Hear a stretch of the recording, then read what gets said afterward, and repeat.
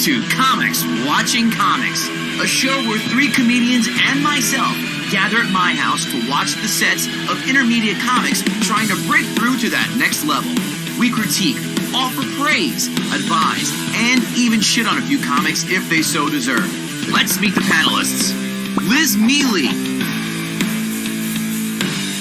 Mike Bichetti, Shuli Agar, and master panelist Eddie Brill. And I'm your host, Kevin Goatee. And now it's time for Comics Watching Comics. Next comic up to the stage, let's hear it for Daniel Ahrens, everybody, yeah! All right.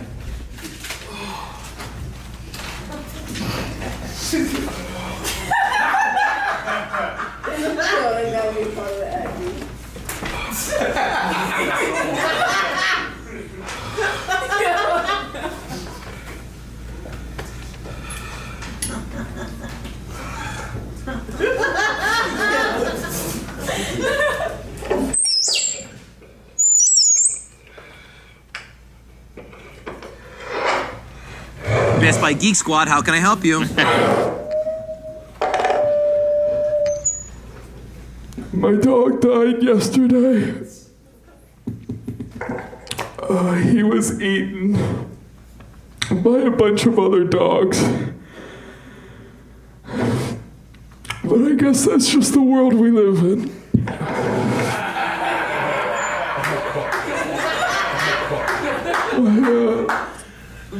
Before I begin with my jokes, would it be alright if I just talked about my week?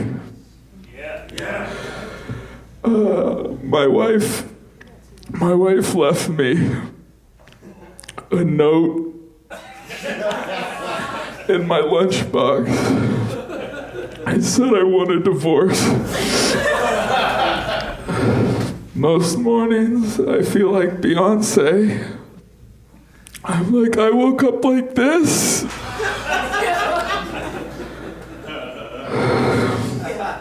My niece came up to me the other day. She was like, do you know what you look like? And I said, where are you going with this? She said, you look like in Beauty and the Beast, when the Beast turns into the prince. And I said, what? And then she was like, but like the halfway point. like if you paused it. I was invited to speak at the National Pessimist Expo. I didn't go. It's not like anyone would have shown up anyway. I'm sorry. I need a second. I'm sorry. I'm so sorry. I need a little pick-me-up.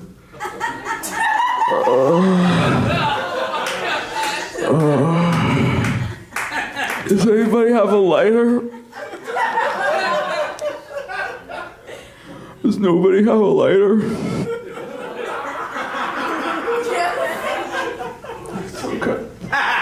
It's okay. I have a lighter.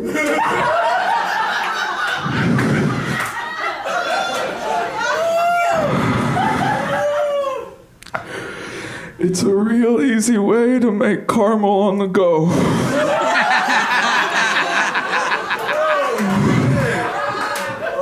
He just burned himself. Committing to the bit. What an idiot, I love him. My niece told me, you look like Meatloaf, not the singer.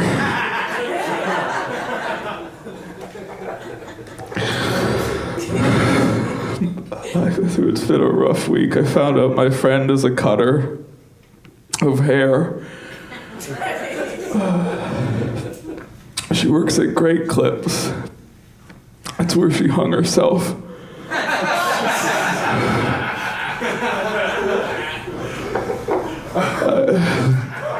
I recently sent my dog back in time to meet itself. Now I have a pair of dachshunds. I sent it back again. And then I had 3 dachshunds. I sent them all back, and they ate my original dog. This is the world we live in.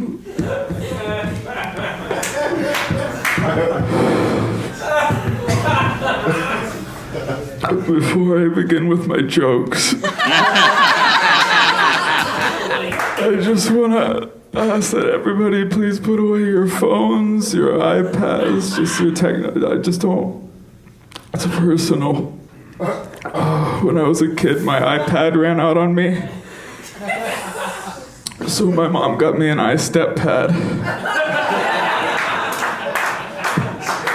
It does everything an iPad does, but I don't love it as much. I think I have a time for one joke. I've been watching a lot of Spanish sci-fi movies lately. My favorite is I Robot. That's all the time I have. Eddie Brill is Letterman's former booker. Would this comic get a pencil or index card thrown at him or invited to join him in the home office of Butte, Montana? I think because he's sort of character-y, he wouldn't probably, but I really like what he does. I would like him to do what, his jokes are great. His jokes are just so great. I'm so impressed that he chose this really bizarre way to do it, different than anyone else I've ever seen. And yeah, I was really impressed that when the 6 minutes was up, I was like, oh my God, that's it? I want more. So I don't know if he would have been a Letterman comic because it was character-y, but I think he'd be a comic on any show I'd be on. 5 minutes is all they're given. And he got right to the light. And the fact this is our second comic, we've now made it to the all the way end. That screams volumes in my book. Liz. I loved him. I liked him from the beginning just because I didn't know what to expect, and that's so hard these days. Yeah, like Eddie said, he's not like anything I've ever seen, and I like both his character and the jokes. Even when they were dumb, I found myself still being endeared by him. Like he a little bit like he was so charming, like he could do no wrong. Bichetti, you're your long lost cousin, I assume, right? Yeah, I loved him. He was super. I've never seen anybody like him. He's right. He was really original, and I thought he was great. Shuli. The commitment to doing a character in a comedy club setting. It's one thing if you're in a play or in a thing, right? But to go up there as a character, and you cannot divert from this character, even if it sucks right out the gate, you have to commit to this. The guy proved something. We had so many comics come up here with shitty openers. How we doing? Let me ask you guys questions, blah, blah, blah. We're doing it. This guy came up, didn't say a fucking word for 20 seconds.